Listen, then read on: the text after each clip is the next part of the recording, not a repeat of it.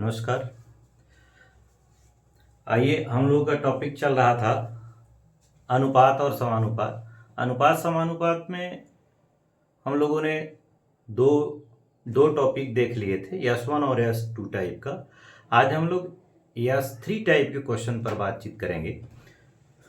तो इसमें समानुपात हमारा जो टॉपिक चल रहा था वो मुख्य रूप से हम लोग अनुपात समानुपात से समानुपात को लेकर चल रहे हैं। तो समानुपात की ही बात हो रही थी। समानुपात में आपने देखा कि 4 पद होते हैं, प्रथम द्वितीय तृतीय और चतुर्थ, और 2 पार्ट अनुपात के होते हैं। प्रथम अनुपात और द्वितीय अनुपात दोनों अगर बराबर हैं तो उसी को हम लोग समानुपात कहते हैं। अब समानुपात के को डायरेक्ट समानुपात से 3 प्रकार के क्वेश्चन बनते हैं। पहले वाले से हम लोगों ने देखा था कि 2 टाइप का क्वेश्चन बनता है, यस 1 में, और यस 2 में 1 टाइप का क्वेश्चन बनता है, जिस पर हम लोगों ने चर्चा कर लिया था। आज उसी समानुपात को कुल यहां से 6 प्रकार से डिवाइड करके वहां से प्रश्न बनाए जाएंगे।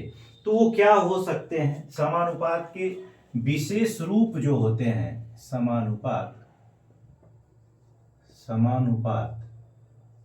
के रूप या गुण भी कह सकते हैं, समानुपात के गुण भी हम लोग कह सकते हैं।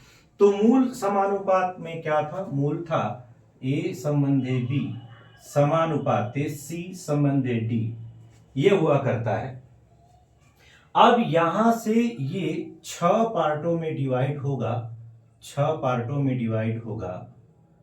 6 1 2 3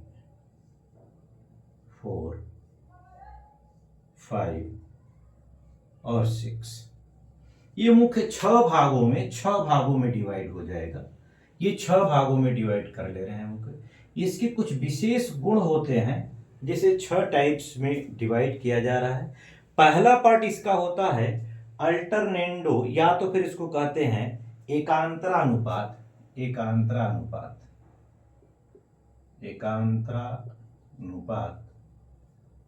एकांतरानुपात या इसको अल्टरनेंडो कहा जाता है, अंग्रेजी में अल्टरनेंडो कहेंगे। ये क्या होता है? अगर कोई ये जो समानुपात दिया गया है A/B बराबर C/D के रूप में दिया गया है, ये अल्टरनेंडो तब हो जाएगा या एकांतरानुपात के रूप में तब व्यवस्थित किया जाएगा जब आप इसे क्रॉस मल्टीप्लाई करके C को नीचे लाइए और यहां B को वहां ऊपर ले जाइए। तो इस तरीके से जो बन के आएगा यानी कि ये कन्वर्ट हो जाए, इसको एकांतरानुपात कहेंगे। मतलब इसी को हमें कन्वर्ट करना होगा A/C बराबर B/D के रूप में। ये भी सही है। ये इस पार्ट का जो मूल पार्ट है उसका वह आगे वाला एकांतरानुपात कहलाता है या अल्टरनेंडो कहलाता है। चेंज कर दिया हमने, किया क्या? बी को यहां ले गए और सी को यहां ला दिए, तो ये चेंज कर दिया हमने, क्रॉस मल्टीप्लाई कर लिया, तो हम इसी को अल्टरनेंडो कह देंगे या एकांतरानुपात कहेंगे। एक दूसरा होता है व्युत्क्रमानुपात।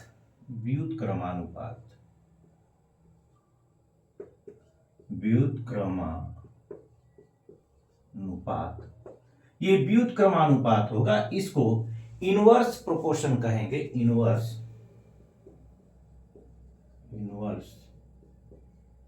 प्रोपोर्शन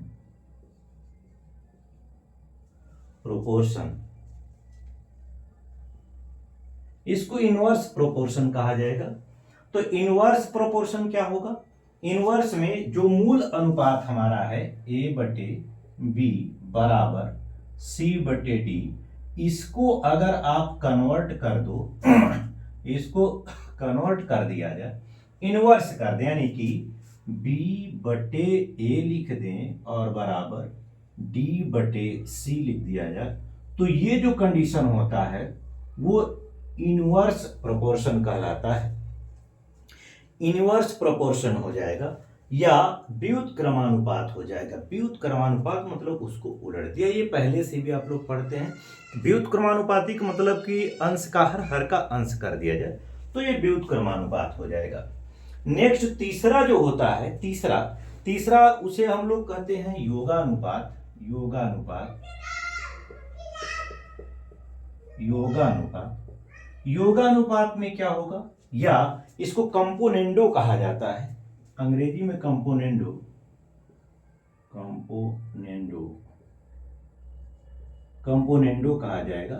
कंपोनेंडो में क्या होगा, ये जो हमारा मूल अनुपात है यानी समानुपात की चारों राशियां जो है a बटे b c बटे d, ये कंपोनेंडो तब हो जाएगा जब ये योग हो जाए, अंश और हर को जोड़ दें, हर को वही रहने दें, अंश और हर को जोड़ दें, हर को रहने दें, मतलब a प्लस बी बटे b बराबर हो जाता है c प्लस डी बटे डी।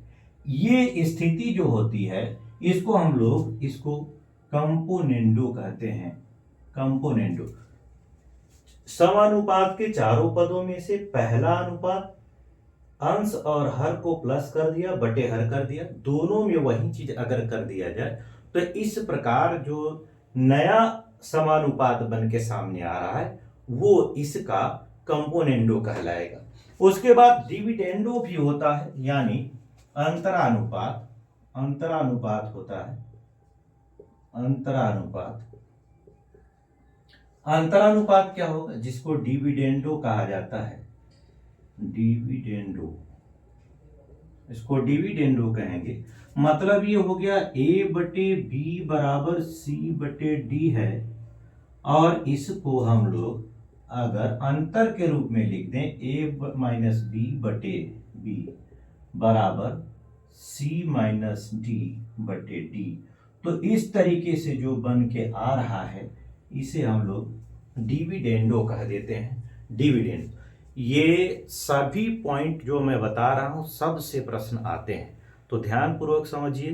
कभी कभी होता क्या है, हम देखे तो रहते हैं, जानते तो रहते हैं, लेकिन कोरिलेट नहीं कर पाते हैं, उससे जोड़ नहीं पाते, तो आपको जोड़ना भी सीखना पड़ेगा।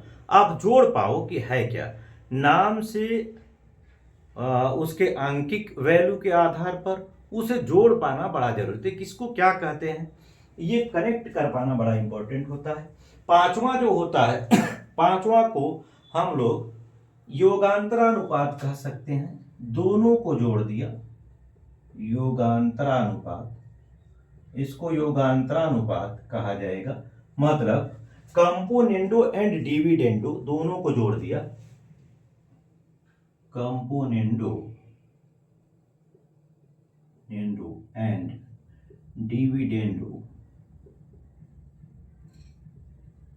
Componendo and dividendo. मतलब इसमें क्या होगा, इसमें जो a बटे बी बराबर c बटे डी है, ये कन्वर्ट हो जाएगा, दोनों चीजें सामने आएंगी, यानी a प्लस बी बटे a माइनस बी बराबर c प्लस डी बटे c माइनस डी। ये इस तरीके से योग और अंतर दोनों इसमें सम्मिलित हो गया है, तो इसे हम लोग योगांतरानुपात, योग और अंतर का अनुपात कह लेते हैं। तो ये 5 चीजें आई। छठा एक आता है, छठा एक तरीके का क्वेश्चन डायरेक्ट वो तरीका बनाता है, उसको भी आपको समझना चाहिए। जैसे इन्होंने एक नियम होता है a बटे बी बराबर c बटे डी बराबर के रूप। एक ऐसा भी बनता है जहां से हम लोग दो अनुपात अगर किसी तीसरे मान से बराबर हो जा रहे हैं या दो से ज्यादा अनुपात हैं और सब बराबर किसी अगले राशि के बराबर हो जाता है, तो सब को सब के बराबर, मतलब इसके बराबर ये भी लिख सकते हैं, इसके बराबर ये भी लिख सकते हैं। इस तरीके से लिखकर हम लोग उसे सॉल्व कर सकते हैं। कुछ क्वेश्चंस जो महत्वपूर्ण है इससे पूछे जाते रहते हैं, इस टॉपिक से कई प्रकार के क्वेश्चन आते हैं।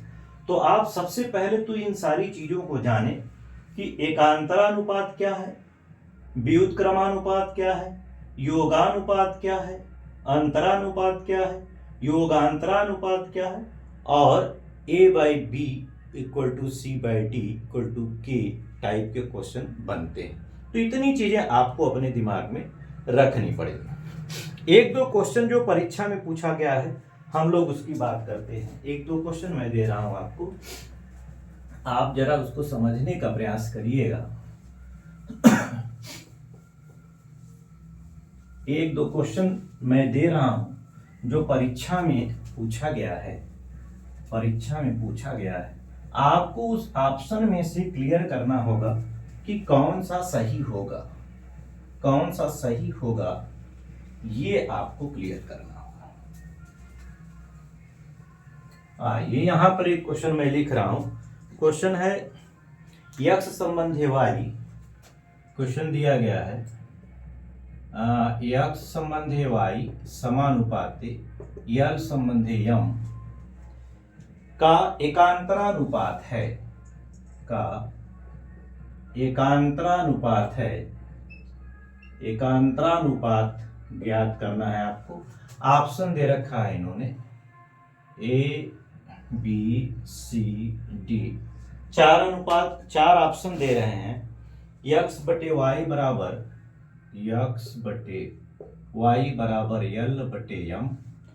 एक ऑप्शन दिया है इन्होंने यल बटे यम, यल बटे यम बराबर वाई बटे यक्स, वाई बटे यक्स। तीसरा दिया हुआ है इन्होंने यक्स बटे यल, यक्स बटे यल बराबर, यक्स बटे यल बराबर वाई बटे यम, वाई बटे यम। और फिर कह रहा है नन, इनमें से कोई नहीं, नन, इनमें से कोई नहीं। तो एकांतरानुपात में क्या था, हमें लगता है आपको क्लियर हो गया होगा। सी बटे डी है तो इसका एकांतरानुपात था ए बटे सी बराबर बी बटे डी। मतलब ये वाला पद यहां और ये वाला यहां कर दिया जाए तो काम खत्म हो जाएगा। तो ये जो मिल रहा है आपका वो एक्स बटे वाई बराबर यल बटे एम है। तो यल यहां होना चाहिए, वाई वहां होना चाहिए, वाई उस साइड में जाए, यल यहां आ जाए, तो ये सी वाला आपका आंसर हो जाएगा। बड़ी आसानी से आप इसका जवाब दे सकते हैं। एक क्वेश्चन और इंपॉर्टेंट था जो यहां से पूछा गया। अगला क्वेश्चन है, कह रहे हैं कि P by Q equal to R by S, P by Q equal to R by S का व्युत्क्रमानुपाती क्या है। व्युत्क्रमानुपाती होगा, व्युत्क्रमानुपाती, व्युत्क्रमानुपाती है ऐसा प्रश्न है। ऑप्शन में दे रखा है इन्होंने A B C D. Option में क्या दे रहे हैं, P by Q equal to Q by S, P by Q equal to Q by, P by Q equal to R by S, sorry R by S रहेगा, R by S. फिर दूसरा option है P by S R by Q, P by S R by Q. फिर तीसरा option दे रहे हैं, तीसरा option Q by P, Q by P, Q by P बराबर यस बाई आर, बराबर यस बाई आर। और फिर चौथे में कह रहा है नन, नन, इनमें से कोई नहीं। तो आपने व्युत्क्रमानुपाती के लिए क्या कहा था, व्युत्क्रमानुपाती के लिए कहा था कि अगर A बटे बी बराबर C बटे डी दिया गया है तो व्युत्क्रम में क्या करना है, इसी को हम लोग पलट दें, बस केवल पलट दिया जाए तो B बटे A बराबर D बटे C हो जाएगा। इसका मतलब है इन दोनों को पलट दिया जाए तो Q बाई पी जहां हो, Q बाई पी और S बाई आर, तो Q बाई पी और S बाई आर, ये आपका आंसर हो जाएगा। बाकी के जो चार और हैं वो स्टेप वाइज स्टेप जो क्वेश्चंस आते रहेंगे उस पर हम लोग बातचीत करते रहेंगे। यानी कि समानुपात में ये 6 टाइप हो जाएगा और प्लस 3 टाइप के जो उधर ऊपर क्वेश्चन हम लोगों ने लगाया है। यदि आप इतना कर सकते हैं तो मुझे लगता है इस ए बाई बी ए संबंधी बी और समानुपाते बी संबंधी सी संबंधी डी वाले टाइप का क्वेश्चन आप आसानी से कर सकते हैं। तो इससे आगे का जो टॉपिक होगा कंटिन्यू रहेगा। धन्यवाद।